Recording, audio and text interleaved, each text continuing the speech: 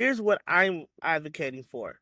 I am not necessarily against either one of those because they are attempts at addressing the situation. Justice, however, to me, is you don't need the boxes because the fence ain't there in the first place. And in other words, instead of trying to accommodate a system that is largely broken in the first place, we take away the need for the boxes by removing the barrier that caused the necessity for the boxes in the first place.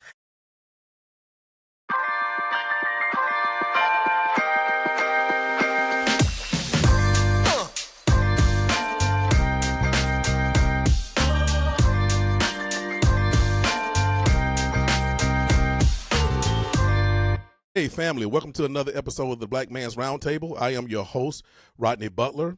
Today, we have a very nice treat for you again. He's been on the show before. He's back again, and his name is Dr. Christopher Bryant. Dr. Christopher Bryant, he holds an earned doctorate in philosophy and ministry. He is a board-certified mental health coach, as well as a certified mental health advocate and a certified pastoral counselor. As today, he is going to kind of do a deep dive into 4 categories today, 4 topics today, basically. The cultural stigma around mental health, the impact of systematic racism, generational trauma, and the role of masculinity. Welcome to the show, Dr. Bryant. How you doing today, brother? Oh, I'm doing excellent. I'm glad to be here, and I appreciate you having me on your show. Absolutely. I definitely appreciate. I don't know if it's not the first time, but it's the first time on purpose that I actually had a guest who is in nature. I've had a couple that's been caught up in nature because of time and all of that, and we were shooting live. But you are actually in nature on purpose, and I think it's great. And hopefully, like I said, we'll get some nice, pleasant wildlife, maybe to fly into the trees back there to give you a nice little background. So anyway, without further ado, Dr. Bryant, let's go right into our first topic, which is the cultural stigma around mental health. Talk to us about that a little bit. Well, the cultural stigma around mental health is, I think, one of the most pervasive and widespread things that is impacting the status of mental health in the Black community today. And if we explore why, I think it's crucial to understand that it is because of a number of confluence of factors. Let's look at our history, for example. Okay. Black people have a distrust of institutions because institutions historically have had a willingness to experiment on us as Black people without telling us, without informed consent. So, um, we all know the famous Tuskegee syphilis study, right? And how they basically gave us diseases and death sentences without even telling us what was going on. They told us they was giving us a cure and they gave us a disease. And so that largely created a legacy of systemic racism and medical mistreatment that continues today. That if you go to the hospital, Black women are the least likely to be believed when it comes to being told whether or not if they are in pain or not. That's why fibromyalgia is most undiagnosed among Black females. Um, as far as um, what they're willing to prescribe to us, they are willing to give our other racial counterparts things like Ativan and all these other controlled substance medications, whereas they give us the non-controlled substances, and they tell us that's the best that they can do. There's this disparity then uh, in the treatment of our people versus other people in the medical community, and for us, that is, well, you can't trust them doctors anyway, so we might as well not go. All we need is Jesus and prayer. And so we got that reinforcement from the religious community. If we really had faith, we wouldn't have mental issues. If we really had faith, Jesus takes care of it. He's a heart fixer and a mind regulator, and all the things that we've heard, and that compounds the issue. Because not only now do I not trust the system, but my faith says that I'm not good enough if I have to go to the mental health specialist. You know, Dr. Bryant, that's why I like having you on, because you bring both of those worlds together, coming from both those backgrounds. And you're absolutely right. There is definitely a large mistrust of the medical community, and mental health is medical. You know, sometimes I think that we tend to separate. You know, when I say we, I'm talking about our community, the African American community. Sometimes I feel that we want to separate those two healths, mental health and physical health, right? I call it below the neck and above the neck, right? So we will quickly go to the doctor, you know, if we have something, you know, if our leg is hurting, if we hurt our knee, or if we got some kind of sore or something, you know, on our body. But then, you know, when we have something going on above the neck, we tend to ignore it or get into that stigma that we're talking about right now. But I do want to say, before you go on with this topic, is that was two things: pain tolerance. I think, you know, the whole thing about black people tolerate pain more than white people or other people, right? And, you know, and that led all the way back. That went all the way back to where there were so many tests done without drugs on black females. Matter of fact, black females really were the test subjects to for the whole gynecology you know, medical community, and what they learned about that, and doing all these things to black women, you know, on their women, on their female parts, without, you know, any kind of anesthesia or anything. And the other thing, Doc, now that's going on today is, you know, you got these weight loss drugs, right? Ozempic and all those things, right? So those drugs are absolutely helping a lot of people. Now I know I know they got the side effects and all of that, but the weight loss drugs and the diabetes drugs, that one of the side effects is losing weight from those drugs. But the thing about it, the side effects of those drugs are much less than what can happen if you continue to be obese or overweight, right? The medical issues that can cause. And I say that to say this: those drugs are being prescribed less, in a much less rate, to African Americans than, you know, white Americans. Absolutely. And I think so that disparity, if you notice, being a PhD student, you have to do a lot of research, and so I sometimes use my library access and my research powers, not just on the subjects that I'm studying for dissertations and all of that, but also, you know, to figure out what's going on in our community and help our people. And one of the things I realized, if you look across a lot of medical studies, um, the treatments, the studies are done largely on non-representative samples. So, let's say you have a heart attack, right? The studies they did on heart attacks was on white men. Heart attacks present differently in women than they do men. So the medical base by which your doctor is using to prescribe medication, to determine treatment, to even deal with diagnosis is on somebody who does not have your profile, and therefore the indicators may not be the same. And so that generates further distrust of the medical system, because now I've got a doctor who says ain't nothing wrong, take this Tylenol and go home, and I'm dying. And if my auntie Susie died like that, and my cousin Anna died like that, then I'm less likely to trust the medical system, because them doctors don't know what they talking about anyway. At least not for black people. Another great point, and something that's going on right now, again, is the vitals, like when you talk about how things are different for, you know, black people than white people, or different ethnicities. When I think about the baselines that they use for measuring our vitals, for instance, you know, like the 120/80 blood pressure, right? So, baselines for cholesterol, baselines for blood pressure, these baselines for these vitals could be different because of your your lineage and where you come from.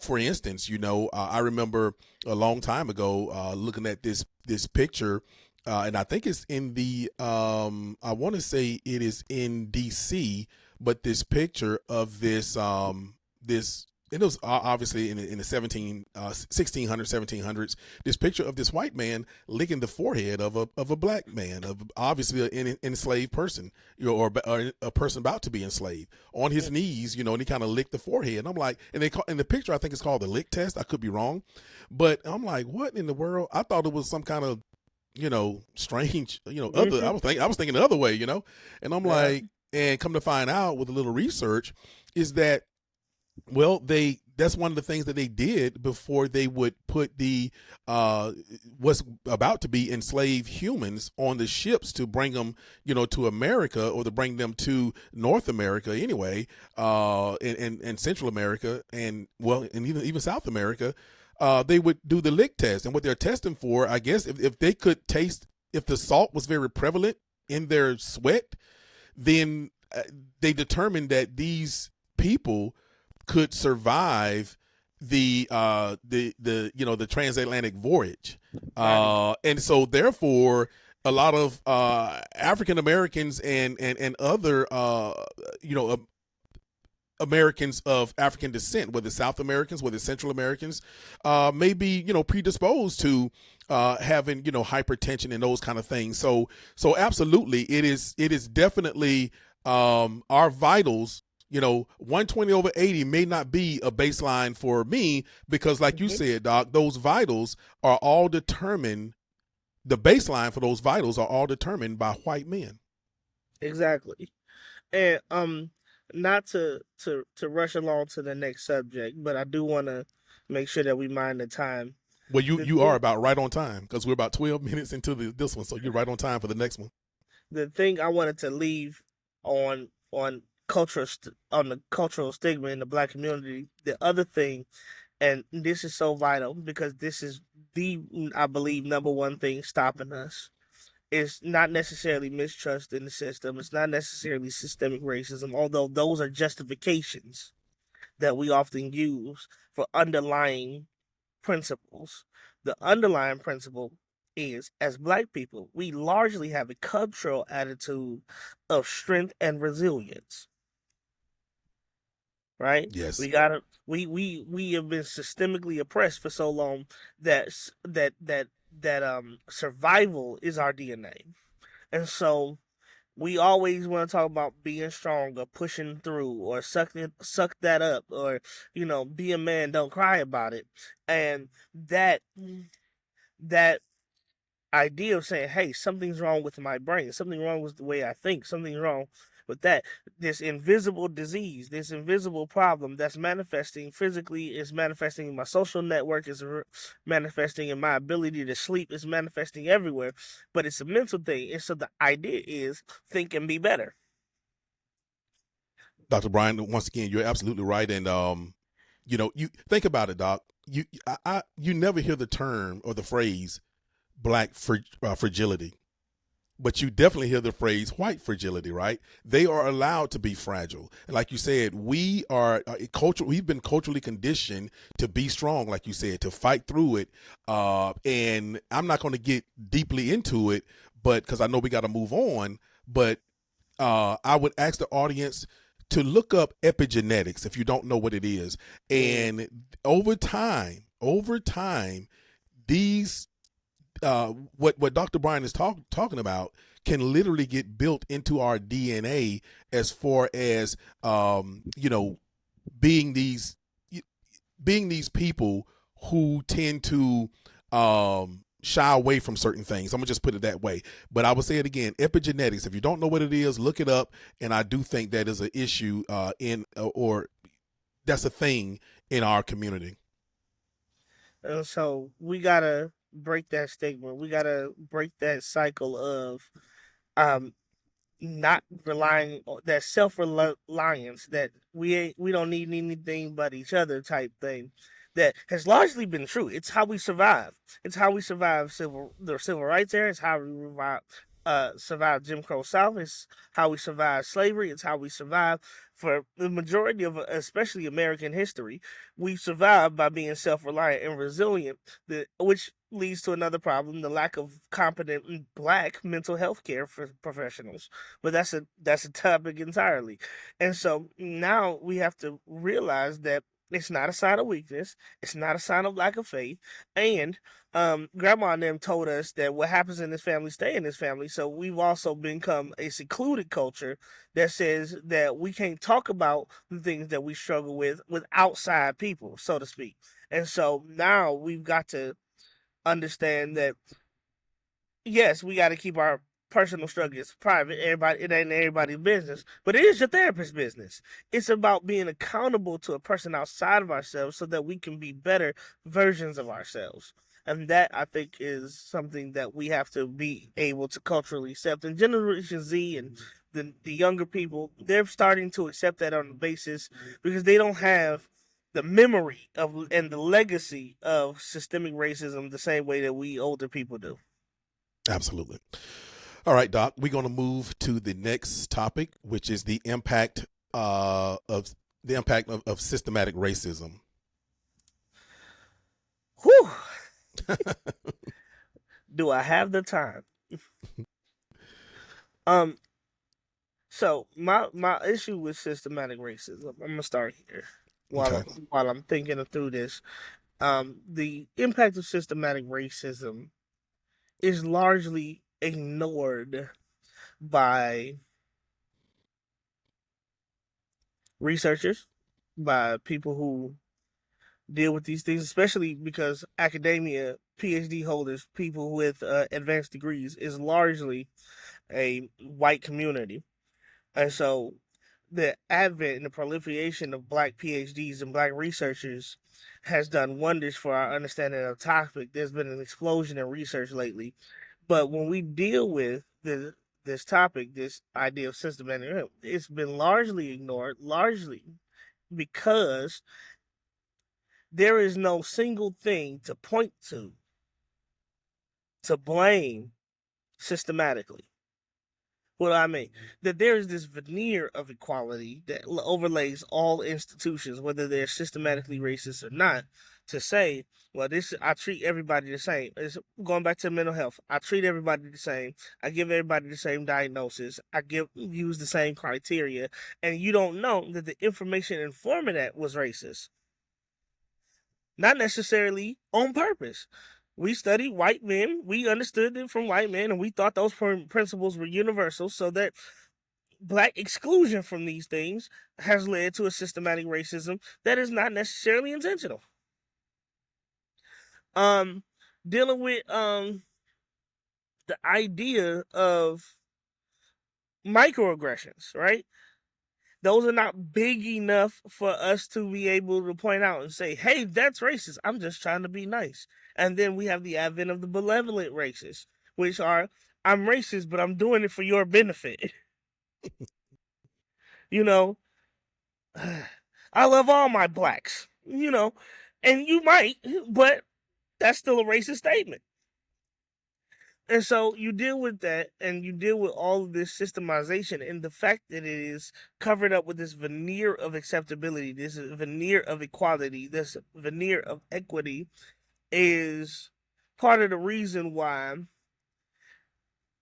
we get to a point where we think it's all in our head. It's all we making up these aggressions, or on the other side, are we being hyper vigilant about it so that if somebody accidentally step on our shoe, we consider that a racist act?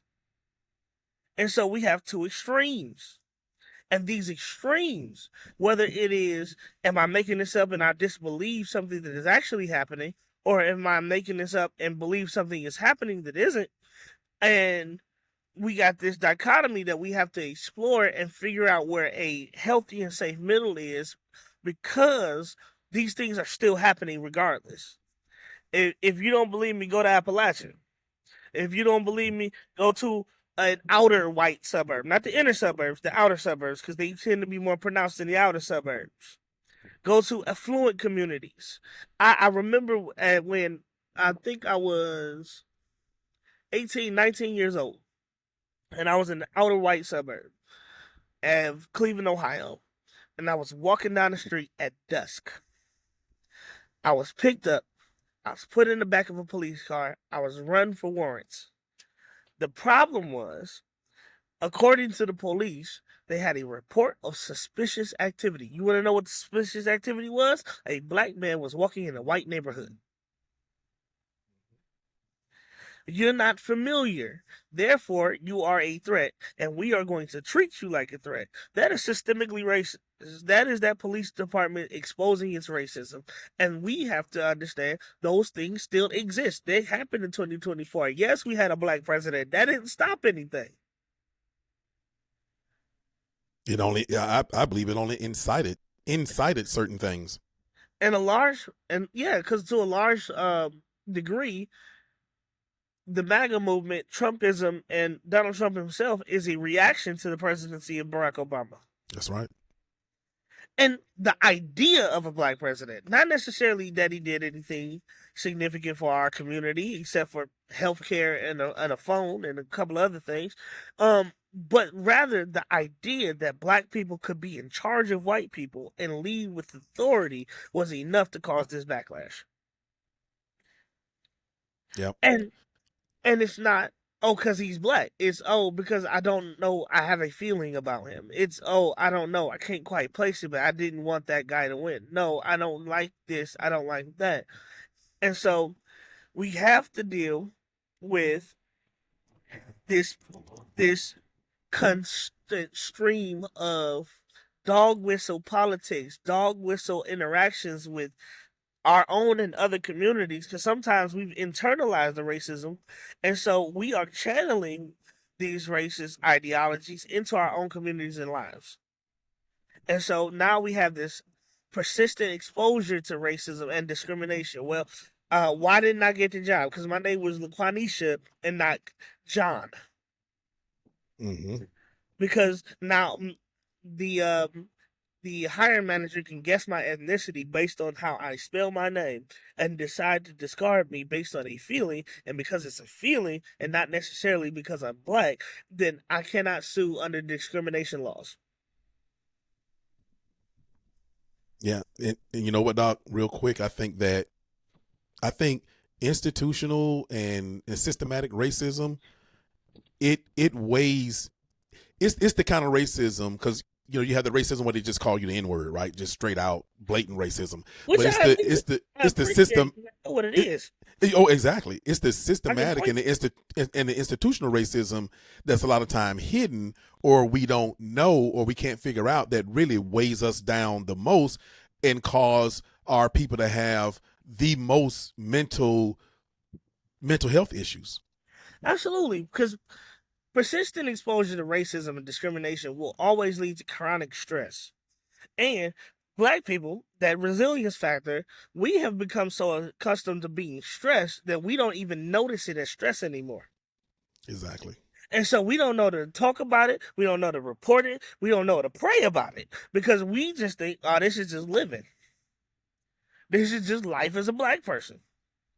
This is just the human experience. And no, this is chronic stress. This causes um, autoimmune and inflammatory disease. And so now we got a higher rate of things like multiple sclerosis, and fibromyalgia, and endometriosis, and a couple of other things in our community because we are more stressed, because now things that we used to be able to point to and therefore were external to our brain are now internal to our processing and our experience of life. And so we have to be careful not to internalize and allow this constant stream of racism to become background noise in our lives, because that will cause us to be sick, literally. And you know what, Doc? I think that's why too our people tend to die a lot of times because of the same kind of diseases, and many of them are preventable diseases. I hear diseases out there where I'm like, I don't know no one in my family who's ever had that or died of that. It's like, what is that? but we tend to die of very preventable things: diabetes, heart disease, strokes, and those kind of things. And so I just want to just caveat that with what you said. It is really taxing. This systematic racism is really taxing on our physical health as well. Right. And so we definitely have to deal with that. We have to deal with that chronic stress, that chronic trauma, right? And um, whether it was overt or covert, it exists, it continues to exist, and oftentimes it exists at levels that we are not privy to. They're hidden from us. Like, we're not in the HR department. So all we know is we keep getting rejected from jobs. Yep. Um, I read a study. Watch this. Just from being a black man, I read a study that said that 80% of applicants that are being hired during this certain period, 80% of interviews. I'm sorry, I'm putting it wrong. This person went and did an experiment. I just got to tell the story. They went and did an experiment. They applied for the same 100 jobs, right? On one application, they used a male name, and on another application, they used a female name. A coded female, a generically female name that everybody would recognize as female. They got 80% more interviews and job offers from the female name than the male name.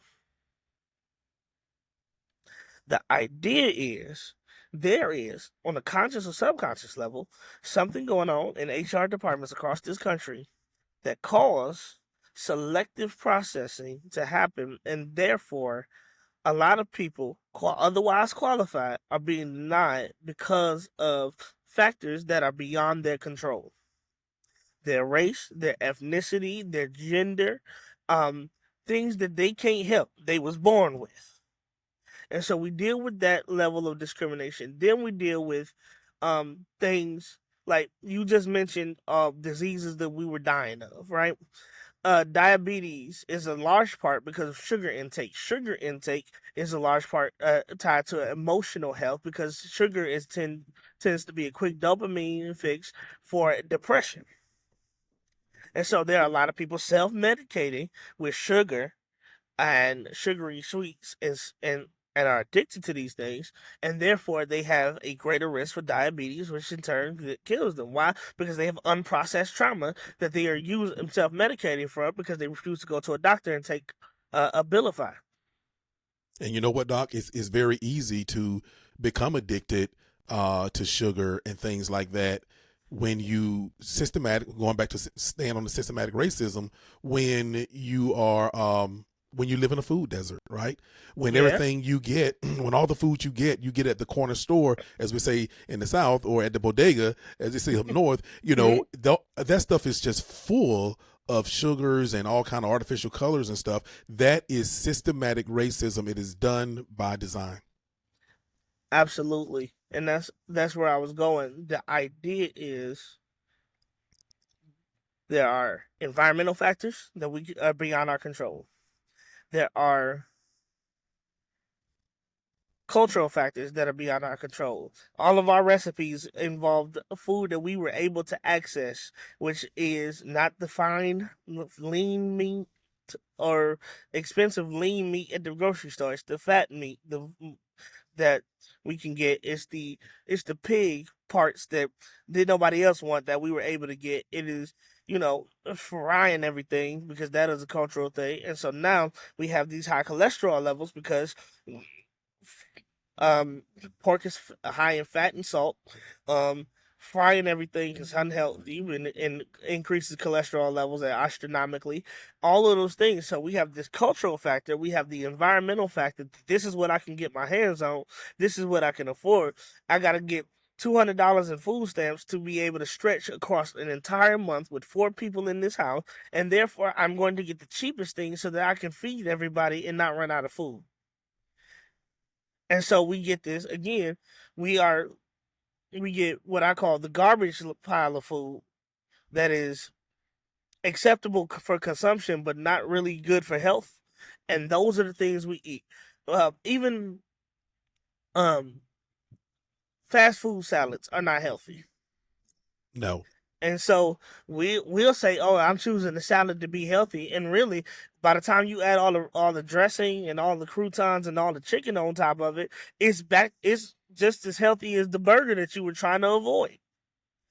And so we got all of those things, and those things have become the medication that we use to deal with systematic racism, chronic stress and trauma, depression, and feelings of hopelessness because these things are happening to us. We have, because we cannot get a job, because we cannot provide for our families, because we cannot get out of the paycheck to paycheck cycle because of all of these things that are happening to our community. We have created this sense of powerless and helpless inside of ourselves, and that increases the risk of depression and other mood disorders.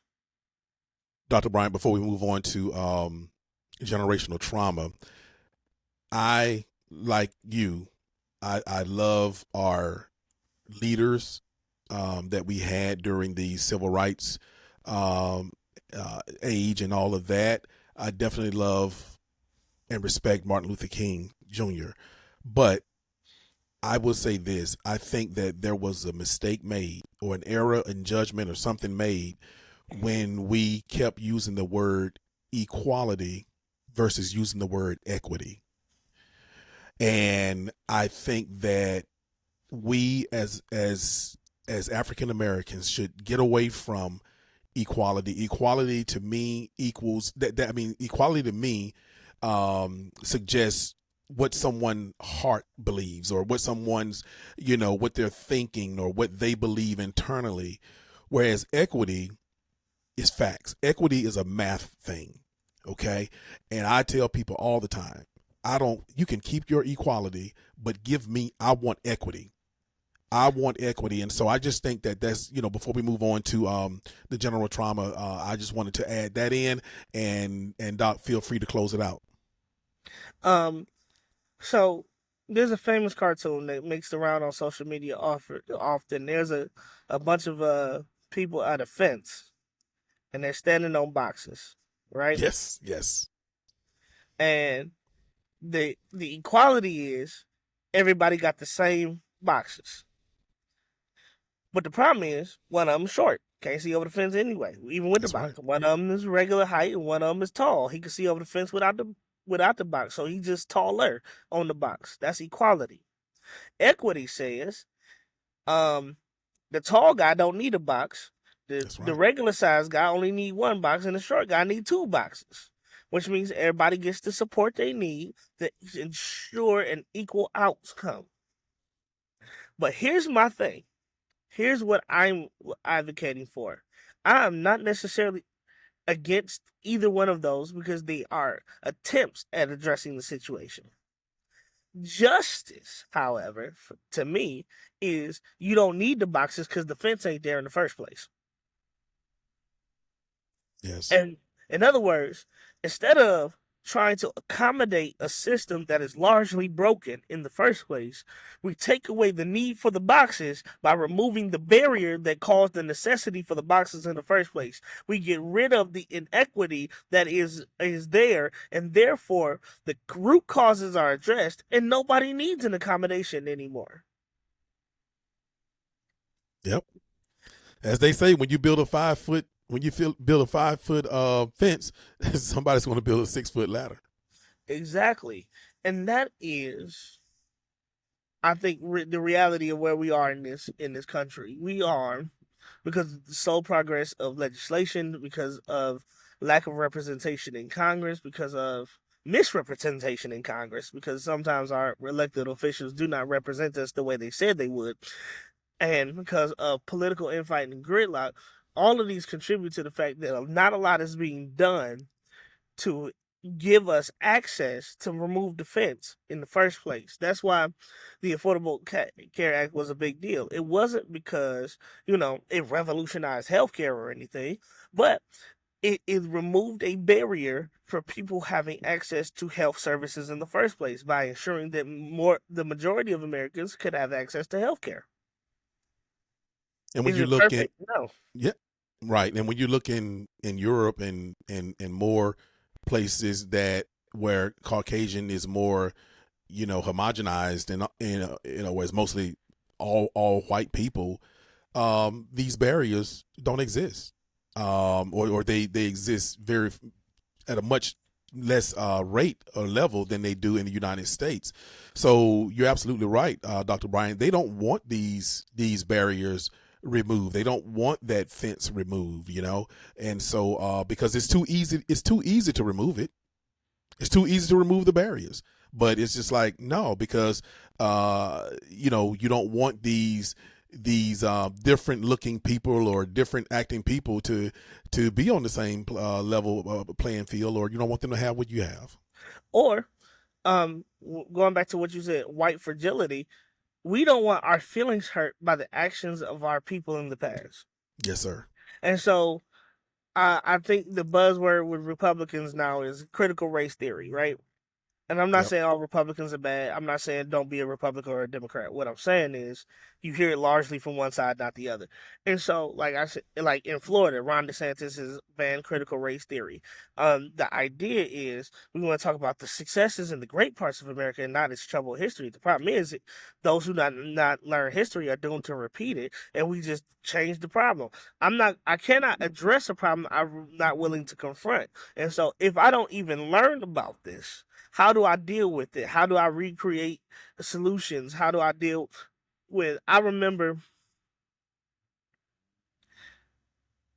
that the first time I learned about the Tulsa race riots and burning down Black Wall Street was as a 28-year-old man. I didn't know we had done that and could do that in that era.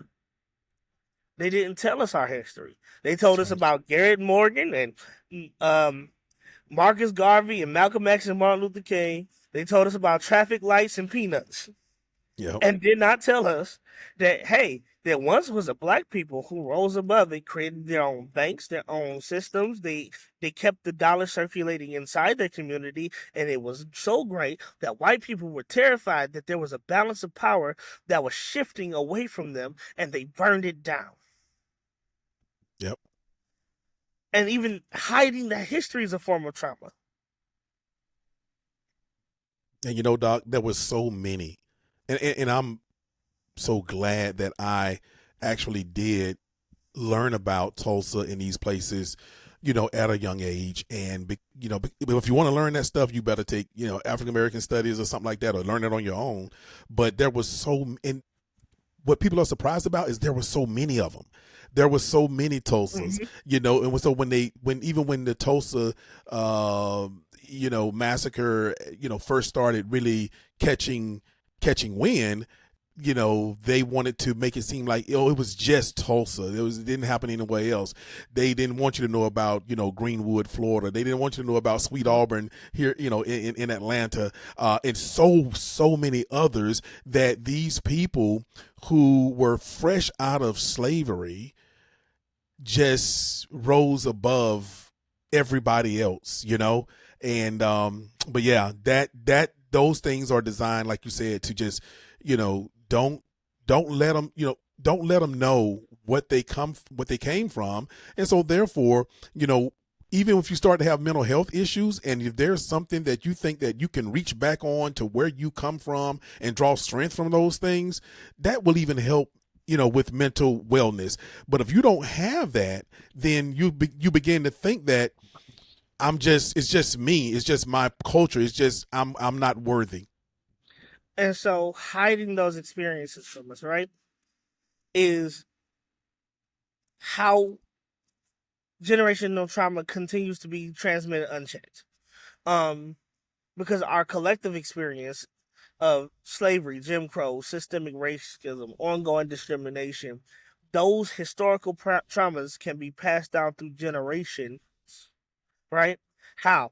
Um, uh, like you said, epigenetics, right? Yes. Um, parenting styles, Cultural conditioning. cultural conditioning, um, coping mechanisms. I'm a spiritual person. Generational curses. Um, these things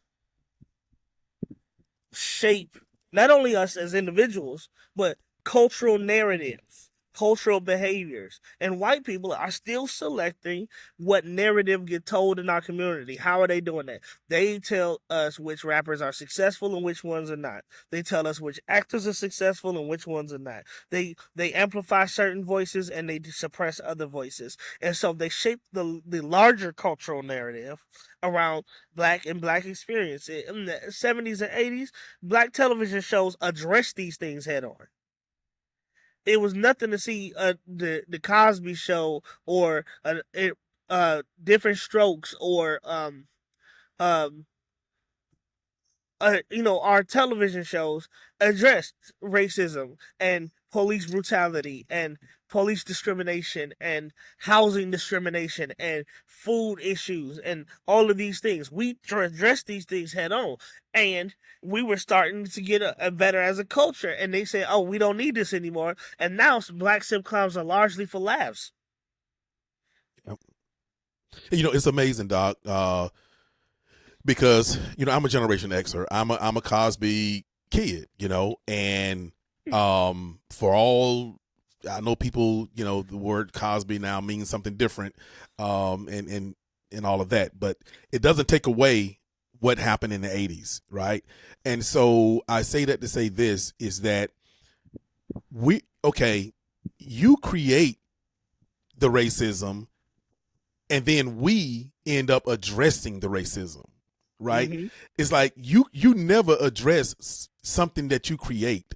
So that is what's happened in America, is that the majority Caucasian people, I don't even like to say race, but you have to say it because they created it. It's a made up construct, but it is what it is. But you don't even want to address race, and you made up the construct of race, but we have to end up addressing it all the time. And so we're going back to the Cosby period, like you're saying, with the 80s and the sitcoms and stuff, where we were addressing a lot of the racial issues on these situation comedies. Again, they're situation comedies, but they're talking about real stuff. Now, like you're saying, the situation comedies are just that. It's just to get a laugh, right? And so, but even us, Doc, when the Cosby Show first came out, even black people were like, "Oh, this can't be real. You can't have a doctor married to a lawyer." We wouldn't even accept that you could have a a man that's a doctor and a woman that's a lawyer. I think I got them. Yeah, I got them right. I thought I had them backwards for a minute. And to be married, black people were like, "No, that's unrealistic." Absolutely. And that show did a lot more than just address racism. They promoted education, HBCUs. It did a Yes, whole sir. lot of other things. It showed us a proper black family dynamics instead of what we were used to getting at home. It did a lot to advance our culture, and as a piece of culture, not what Bill Cosby did or what he's in jail for or whatever. As a piece of culture, as a piece of cultural exposition, what the writers' realm put together, what they acted well, what everybody on that show, not just Bill Cosby, but Malcolm Jamal Warner, all the other guys, that piece of culture is still addressing things. What is this? 30 years later, 40 years later, Mm-hmm. 50 years later, we are 3 generations removed from Gen X. We have had the millennials, we have had Gen Z, and we on Gen Alpha again. And we are still dealing with these same problems. And so this generational stuff manifests as heightened stress responses, difficulty forming secure attachments, which deal with our relationships and our family dynamics, increased risk for anxiety, depression, post-traumatic stress disorder, challenges with emotional regulations, which leads to outbursts, which reinforces stereotypes of black people are just angry are angry, mean people and all this other stuff, and internalized racism, which contributes to negative self-perception and self-esteem issues, which contributes to a lack of motivation and a lack of success in enterprise and business, which is why the disparity continues to exist. Doc, before we get on the last topic, which is the role of masculinity, I'm not sure that without a Cosby Show, without the some of the other spinoffs of the Cosby Show back in the 80s, I'm not sure that there would be a Barack Obama in the White House. A lot of times, I think what that even showed for that black family, along with that black grandmother, I really think that's what really it really depicted who we are, or who we used to be, or who we are supposed to be as a community, to have the grandmother in the White House to help raise the children. I think that was the first time thing that ever even happened. And so, there were a lot of there was no way that he could get elected without white people voting for him, right? Absolutely. So we understand that. And I do believe that, just like with so many other things, I believe that white people don't sometimes understand their own fragility. They don't understand their own privilege. And so to see this family in the White House and to do what they did for 8 years, scandal free, like you said, scandal free, not one scandal. You could not one, not even a fly on somebody's food. It was and then you have the backlash. You have the or as we say, the white lash. And that's what happens when. So all these white people realize that, wait a minute, they didn't even know it. That they didn't like seeing that. Go ahead, Doc. No, I'm thinking about the impact of that, right? I think the worst thing that Obama did, according to the news, besides regular partisan politics, was that he wore a tan suit. I knew you was about to say that. Yep, that was the biggest scandal. The man wore a tan suit. They called it the media went cope or something like that. And the media went crazy because this man wore a tan suit. I devoted 24-hour segments to this man's suit, and I'm like, this is the lack of scandal. Now we have a guy was in the White House, is running for the White House again, that has been civilly liable for rape, that has been criminally convicted for forging business documents. They got pending cases in multiple jurisdictions. Had he been black, his career would have been over before it started. Oh, he would never even got there. He would never even got there in the first place. But and now, inciting violence. We'd rather him than the colored. We'd rather him than the benevolent racist, Joe Biden. We'd rather him than these people that, societal perceptions are crazy, right? And so, even as we transition, while I'm talking about it, to the idea of masculinity in the context of black mental health, right? Perception is what drives a lot of action in this country, right? Not even reality. Perfect example. During the most recent presidential debate, Donald Trump, Kamala Harris, right? The idea was advanced. Somebody posted on Facebook somewhere that Haitians were eating dogs and cats in Springfield, Ohio. Now there are death threats to the Haitian community in Springfield and elsewhere. There are people are feared for their life. They are unsafe. Why? Because and the person, according to my sources, the person who made the post took it down and apologized. Right? It's like, I didn't mean to cause all this. But the backlash continues to be amplified because now the MAGA movement, Donald Trump, J.D. Vance, they've gotten a hold of it, and they continue to pound this narrative and go even further because with it, and it's just this stereotype. So now the Haitians are cannibals and voodoo people, right? And they have to deal with that perception. Black men have to deal with what what makes a black man, not only to outside people but to us, based on years of experience and survival instinct, right? Hmm. So when we describe a black man, what do we describe? Normally, we describe a strong black man, right? That's an adjective that's always used. Um, a independent black man, one who can provide for everybody, not just himself.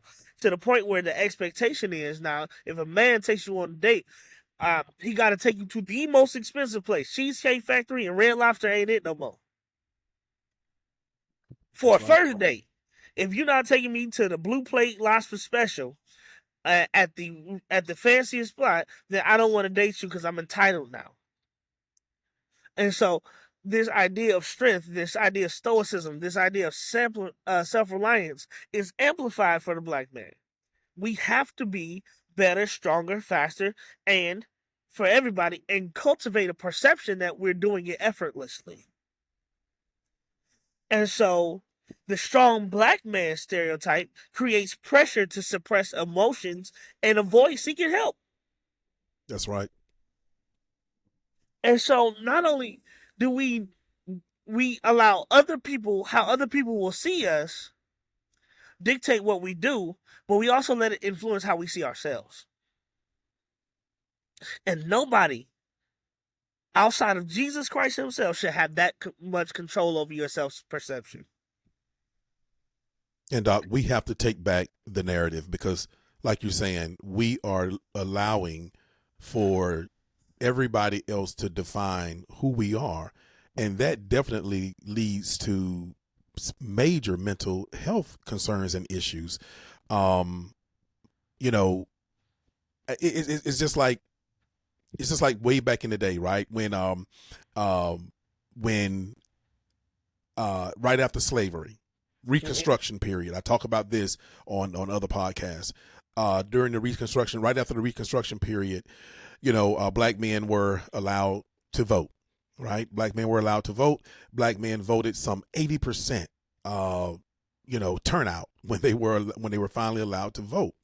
And so we had Hiram Rebels and all these other black congressmen and senators to be Mm-hmm. elected. And so the country was a mess after slavery. So it's like, okay, let's allow black men to vote. They knew that they know how to fix this nation. They know how to fix what's wrong, right? And so and that's what they did. They did a lot of work to fix what's wrong. And so, but right after, you talk about it after the Civil War, which tears a country apart, just like it did with in our Civil War in the United States, and things starting to look better, things starting to get fixed. And what did they do? What did they do? Now it's time to get rid of the blackies, the darkies, or whatever it's time to get rid of them. We've got everything fixed now. And they got rid of all of those black congressmen. And I think it wasn't until the early 60s until a black man was elected to Congress ever again. And the Mm-hmm. thing about it is, what did they do though? Since we're talking about the role of masculinity and defining the black man, is that they played this movie in the White House called Birth of a Birth Nation. of a Nation. Absolutely. And so you got these black savages running around raping. These were white men in blackface, of course, because they wasn't going to Mm-hmm. let black men act and everything. But you got these white men in blackface running around raping white women and just causing all kind of mischiefs. And boom, it created that narrative of this is what a black man is. He's a savage. He's a beast. So yeah, it goes back a long time, Doc. And so, yeah, and that's the thing. Plus, you got to understand too. Again, societal expectations. We often get portrayed as the thug, as the criminal, the villain, in let's say more serious things like black drama, right? Black dramas tend to be placed things like scandal, power, empire, right? Hmm. Or we're doing these less than ethical, less than legal things on a regular basis, and that's how we show this portray black culture. Rappers, we always having to do. talk about money and drugs and guns and women and all this other stuff, that is the perception that these white suburban kids who are the primary consumers of this music think about black people. And so then we have to have coping strategies, right? Because nobody deals with that stress without dealing with it in some form. And even the way we deal with it is heavily coded towards our masculinity, right? So substance use, aggression are all perceived as a more masculine way of dealing with the stress than, you know, talking about our feelings Yes. and decompressing. Because they'll talking about your feelings is weak and unmanly, and don't nobody want to hear that. And suck it up and be a man. And boy, real men don't cry, and all the other stuff that we were raised and told by peers and our parents that basically suppressed any healthy emotional coping mechanism in us that would ever rise up in the first place. And we have systematized that, we have internalized that to the point where that doesn't even occur to us anymore. And so that leads to strain in personal relationships, that leads to isolation, which further impacts mental health. And then there's the pressure to provide, which by itself is stressful. But then economic disparity is also stressful. I've got to provide for a family of four in an inflationary economy making $30,000 a year or less.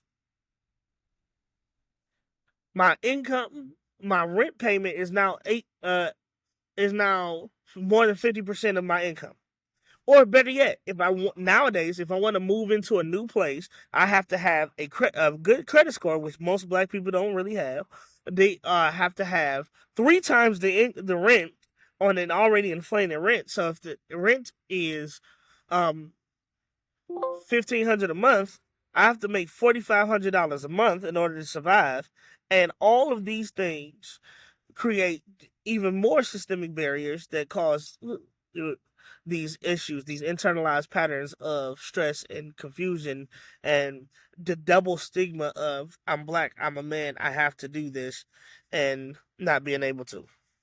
Well, I tell people this as well, that slavery was not abolished in America. There's still slavery in the form of imprisonment. Mm-hmm. When you are jailed or imprisoned, slavery is still a thing. It is still legal in America. And I say that to say that if you're going to make homelessness, unhoused, all those things, if you're going to make those things a crime, right? And right now the Supreme Court has basically said that local jurisdictions can jail people if they are homeless. Okay, so it looked like we lost Dr. Bryant. He's having some technical difficulties, but it's cool because our last category, which was the role of masculinity, we pretty much got through that. So that's fine. That's okay. So with that, we're going to wrap up the show, and we want to thank Dr. Bryant for coming on. He didn't get an opportunity to let you know how you can reach him and all of that good stuff, and any projects and everything that he has coming up. But Dr. Bryant was not a stranger to the show. He's definitely a contributor, so you will see him again, and we will get information out to you on how you can reach him. And you can also just hit us up at blackmansroundtable@gmail.com, and we can definitely get information out to you if you want to speak with or contact Dr. Bryant. So with that, family, catch the BMR the third Thursday of the month. Also catch the BMR's Roundup with Rodney and Rodney the second and fourth Thursday of the month. And the BMR's Local Lookout with Rodney and Bobby the first Thursday of the month. All episodes drop at 7 p.m. Eastern Time. So with that, family, until next time, we'll see you in them suites and them streets. Peace. Don't forget to check us out on Spotify or wherever you get your podcasts. Do you have show ideas or want to be on the show? Shoot us an email at blackmansroundtable@gmail.com. And please follow us on Facebook. 1,